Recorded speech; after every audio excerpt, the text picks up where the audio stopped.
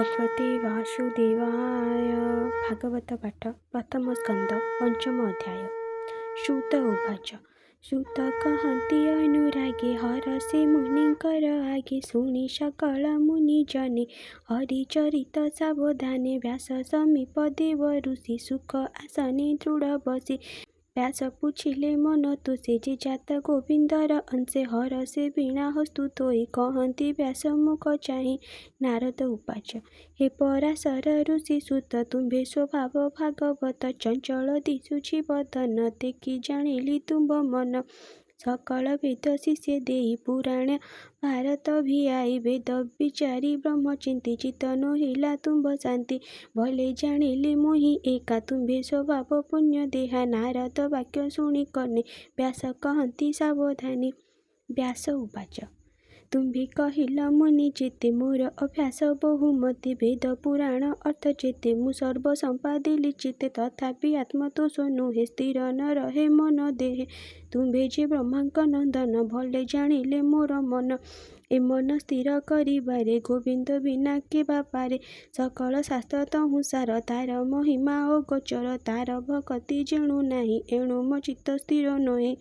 ତୁମ୍ଭେ ସକଳ ତତ୍ତ୍ୱ ଜାଣ, ସେ କୃଷ୍ଣ ମହିମା ପ୍ରମାଣ। ସେ ସର୍ବଜୀବଙ୍କ ଈଶ୍ୱର, ଯାର ମାୟାର ଏ ସଂସାର।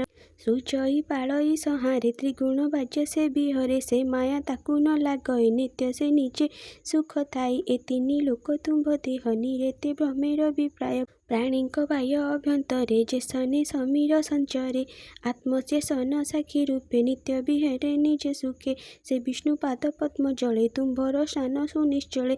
ସେ ଜଳ ଶୀତ ଉଷ୍ଣ ଭାବ୍ୟ, ନିତ୍ୟ ତୁମ୍ଭର ଅନୁଭବ। ତାଙ୍କ ମହିମା ପରିମାଣି, ତୁମ୍ଭହୁ ଅନ୍ୟ କେ ବା ଜାଣି। କହ ଆନନ୍ଦେ ମୁନିବର, ଯେ ମନ୍ତେ ମନ ହୁଏ ସ୍ଥିର। ଏ ମନ୍ତ ବ୍ୟାସ ମୁଖ ଶୁଣି, ଭାବେ କହନ୍ତି ଦେବ ମୁନି। ନାରଦ ଉବାଚ। ଭୋ ମୁନି ସତ୍ୟ ଏ ବଚନ, ଯେଣୁ ସନ୍ତୋଷ ନୋହ ମନ। କୃଷ୍ଣ ନିର୍ମଳ ଯଶ ଗୁଣ, ଯେଣୁ ନ କଲ ଉଚ୍ଚାରଣ। ଯେ ଧର୍ମେ କୃଷ୍ଣ ତୋଷ ନାହିଁ, ଯେ ଧର୍ମ ନିଷ୍ଫଳ ଅଟଇ। ଧର୍ମ ସମ୍ପଦ କାମ ଅର୍ଥେ, ଯେତେ କହିଲ ବେଦ ପଦେ। ଯେବେ ଗୋବିନ୍ଦ ଗୁଣ ଗ୍ରାମ, ଅଭ୍ୟାସେ ଥାନ୍ତି କିଛି ଶ୍ରମ।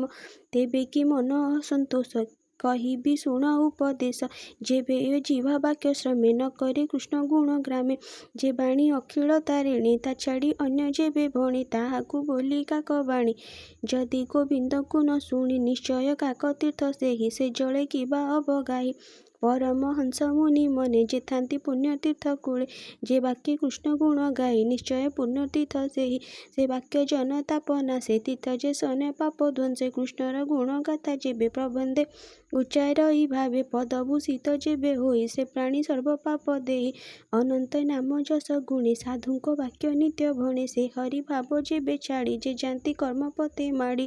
ସେ ପୁଣି ବେଦ ମାର୍ଗେ କରେ ସକାମ, ଚିତ୍ତ ଫଳ ଧରେ। ହରିଙ୍କି ନ କରେ ଅର୍ପଣ, ସେ ସର୍ବ ଫଳ ଅକାରଣ। ନିଷ୍କାମ ମତେ ସର୍ବନାଶୀ, ତପ ସାଧନ୍ତି ବନେ ପଶି। ହରି ମହିମା ଛାଡ଼ି ଯେବେ, ଅତି ନିର୍ମଳ ଜ୍ଞାନ ଭାବେ। ସେ କାହିଁ ଅଶୁଭ ନାଶିବ, ତପ ସାଧିଲା ଫଳ ଦେବ। ତୁମ୍ଭେ ସ୍ୱଭାବ ଭାଗବତ, ମହାନୁଭାବ ସୂଚି ଯେମନ୍ତ। ସତ୍ୟ ବଚନ ଧୃତିମନ୍ତ, ଏଣୁ ଅମୋଘ ତୁମ୍ଭ ଚିତ୍ତ। ସମାଧି କରି କୃଷ୍ଣ ପାଦେ, ତାର ଚରିତ ଅନୁବାଦେ। ପ୍ରବନ୍ଧ ଭାଗବତ କର, ଅଖିଳ ଜନଙ୍କୁ ଉଦ୍ଧର। ସେ ପ୍ରାଣୀ ଅନ୍ୟ ମାର୍ଗେ ଭଜେ, ହରି ଭକତି ଦୂର ତେଜେ। କୃଷ୍ଣ ଭକତି ଲାଭ ଛାଡ଼ି, ତୃତୀୟ ବର୍ଗେ ଚିତ୍ତ ବଢ଼ି।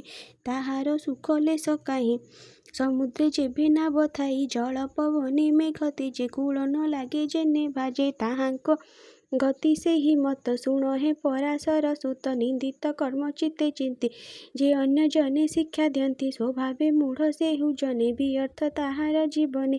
ତାର ବଚନେ ସେହୁ ଭ୍ରମେ, ସେ ପ୍ରାଣୀ ଆଚର ଅଧର୍ମେ। ସାଧୁ ନିନ୍ଦନ ଯେ କରନ୍ତି, ଜଗତେ ନାହିଁ ତାଙ୍କ ସ୍ଥିତି। ପାପ ଆଚରି ନର ଲୋକେ, ଅନ୍ତେ ସେ ପଡ଼ନ୍ତି ନରକେ। ତୁମ୍ଭେ ସ୍ୱଭାବ ବିଚକ୍ଷଣ, ଭାବ ଅଭାବ ଭଲେ ଜାଣ। ଅନନ୍ତ ପାର ବିଷ୍ଣୁ କଥା, ତୁମ୍ଭେ ବର୍ଣ୍ଣନେ ସାମରତା। ନିବୃତ୍ତି ପ୍ରବୃତ୍ତି ଏ ଭାବ, ଯେମନ୍ତେ ପ୍ରାଣୀ ନିସ୍ତରିବ। ହରିଚରିତ ଦୀପକର, ଜନଙ୍କୁ ଅନ୍ଧାରୁ ଉଦ୍ଧର। ସେ ପ୍ରାଣୀ ନିଜ ଧର୍ମ ତେଜି, ହରିଚରଣ ଦୃଢ଼େ ଭଜି। ଭଜୁ ମରଇ ଯେବେ ଦୁଃଖେ, କେବେ ହେ ନ ପଡ଼େ ନରକେ। ସ୍ୱଧର୍ମେ ଭଜନ୍ତି ଯେ ପ୍ରାଣୀ, ହରି ଭକତ ନ ପ୍ରମାଣେ। ଅନ୍ତେ ତାହାଙ୍କ ଗତି ଯେବେ, କେ ଅନୁମାନି ପାରେ ଚିତ୍ତେ।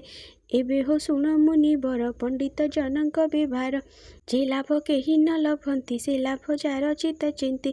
ସେ ଅର୍ଥେ ଯତ୍ନ ଯେ କରନ୍ତି ସଂସାରେ ପଣ୍ଡିତ ବୋଲାନ୍ତି।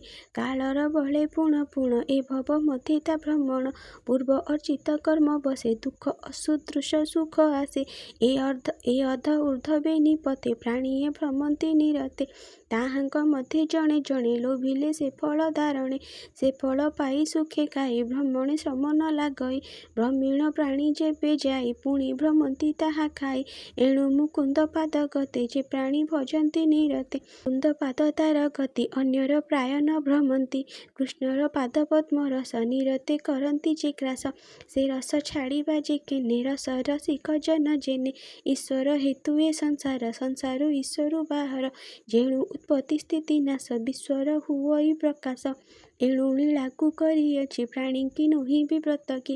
ଈଶ୍ୱର ଜୀବ ଏ ସଂସାର ଏ ସର୍ବ ଏକଇ ପ୍ରକାର। ଏ ସର୍ବ ବ୍ରହ୍ମ ଭାବି ଜାଣି ବେଦରେ ଅଛି ପରିମାଣି। ତୁମ୍ଭେ ସର୍ବଜ୍ଞ ମୁନିବର କହ କୃଷ୍ଣର ଅବତାର। ତୁମ୍ଭେ ଯେ ଆତ୍ମରାମୀ ରମେ ଅନ୍ତର ଦୁଷ୍ଟ ଅନ୍ତର୍ଯ୍ୟାମୀ। ପରମ ପୁରୁଷଙ୍କ କଳା ସୁମରି ଗୋବିନ୍ଦର ଲୀଳା ସଂସାରେ ନିସ୍ତାରଣ ଅଥେ। ଶ୍ରୀ ଭାଗବତ କର ଗ୍ରନ୍ଥେ ସ୍ୱଭାବେ ଜନ୍ମ ଯାର ନାହିଁ। ମାୟା ସୟଳେ ରୂପ ବହି ତାର ଚରିତରୁ କିଞ୍ଚିତେ ପ୍ରକାଶ କର ଜନହିତେ।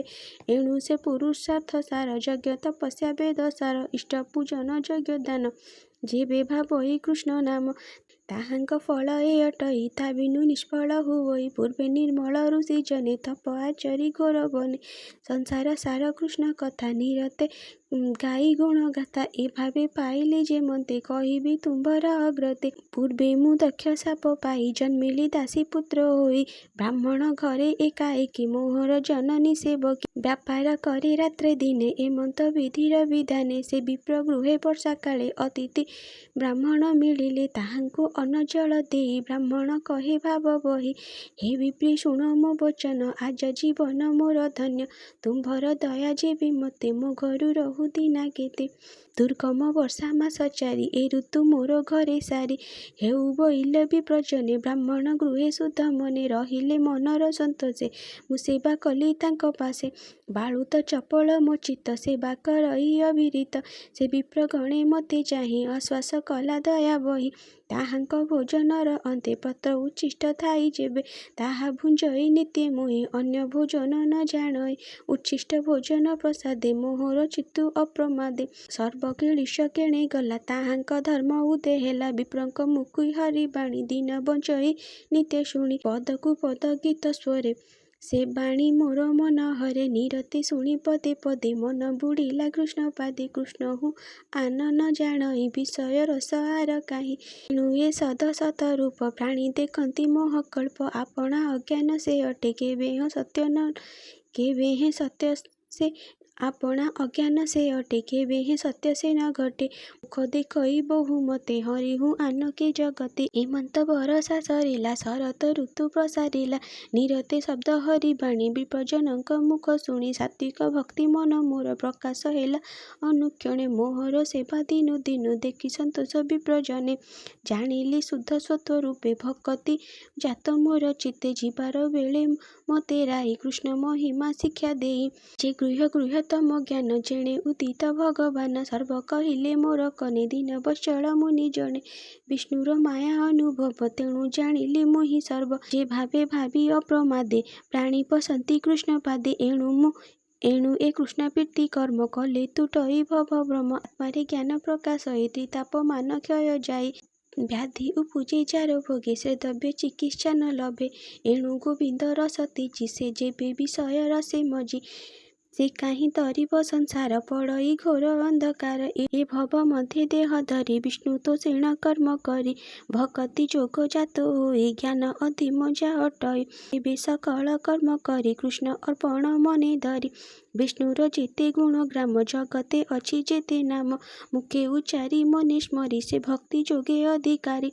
ଅରୂପ ବ୍ରହ୍ମ ମନେ ସ୍ମରେ ଯେ ଚିନ୍ତି ତାଙ୍କ ନାମ ଧରି ଶ୍ରୀ ବାସୁଦେବ ଯେ ପ୍ରଦ୍ୟୁମ୍ନ ଯେ ଅନିରୁଦ୍ଧ ସଂକର୍ଷଣ ମନ୍ତ୍ର ଉଚ୍ଚାରି ମୂର୍ତ୍ତି କରି ପୂଜା କରନ୍ତି ଭକ୍ତି ଭରି ସେହୁ ନ ପଡ଼େ ମାୟା ମୋହେ ଅନ୍ତେ ପଶଇ କୃଷ୍ଣ ଦେହେ ଏମନ୍ତ ସାଧୁ ସଙ୍ଗ ଫଳେ କୃଷ୍ଣ ଭଗତି ଯୋଗ ବଳେ ଅଶେଷ ଦୁଃଖ ଦୂର ଗଲା ସେ ହରି ମତେ ଜ୍ଞାନ ଦେଲା ଏବୋହ ଶୁଣ ମୁନିବର ହରି ଚରଣେ ମନ ଧର କୃଷ୍ଣର ନାମ ଗୁଣେ ଯେତେ ପ୍ରାଣୀ କି କହ ଭାଗବତେ ଯେଣେ ପଣ୍ଡିତ ଜନଙ୍କର ଅଭୂତ କର୍ମ ଯିବେ ଦୂର ବିଷୟ ବିଷେ ପ୍ରାଣୀ ମରେ ଆତ୍ମାର ଗତି ନ ବିଚାରେ ଏବେ ଭାଗବତ ଶୁଣି ତରିବେ ଭବ ତରଙ୍ଗିଣୀ ଏମନ୍ତ ବ୍ୟାସ ଆଗେ କହେ ବିନାଶ ବୋଧେ କୃଷ୍ଣ ଗାଏ ସେ ମୁନି ବର ଯା ପାଦ ଯୋଗେ ସୁଜନେ ନମ ଅନୁରାଗେ ହୋଇବ ଭବ ବନ୍ଦନାଶ କହଇ ଜଗନ୍ନାଥ ଦାସ ଇତି ଶ୍ରୀ ଭାଗବତ ମହାପୁରାଣେ ପରମହଂସ ସଂହିତାଏ ପ୍ରଥମ ସ୍କନ୍ଧେ व्यास नारद संवादे पंचम अध्याय आनंद एक बार हरि बोल।